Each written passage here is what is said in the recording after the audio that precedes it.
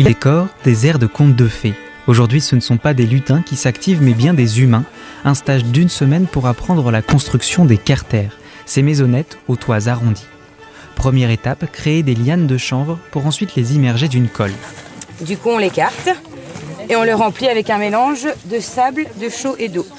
On peut envoyer de la mèche par ici. Donc il faut bien la mouiller, l'essorer un petit peu pour pas que ça dégouline partout. Et voilà. Et on apporte ça aux collègues. Après une prise de conscience environnementale il y a près de 30 ans, la précurseur du projet, Evelyne Adam, décide d'agir plutôt que de rester spectatrice. Aujourd'hui, l'idée se répand avec des ateliers comme celui-ci pour apprendre à construire sa maison plus respectueuse de l'environnement. Elle a vraiment voulu valoriser plutôt le chanvre, qui en fait, lui, il pousse en 1 an, il se renouvelle extrêmement vite. Et en plus, il est très efficace et bonifiant pour le sol parce qu'il n'a pas besoin de pesticides, il va plutôt nourrir le sol. Donc en fait, on peut construire vraiment beaucoup avec ce matériau-là sans avoir d'impact vraiment au niveau écologique.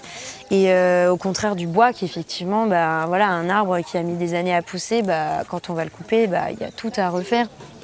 Aujourd'hui, ce type de maison attire. Les participants sont venus de partout, de la Belgique à la France. L'envie d'apprendre à construire un bâti moi-même, c'était important pour moi, et de se dire qu'on peut faire sa maison tout seul, c'est quand même pas mal. Voilà.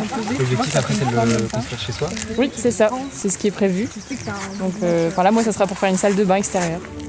Ces ateliers sont organisés partout en France et en dehors, avec déjà des projets au Mexique ou en Slovaquie. L'objectif, répandre ces constructions durables. Selon le ministère de la Transition écologique, le bâtiment est le 2e secteur le plus émetteur de gaz à effet de serre en France.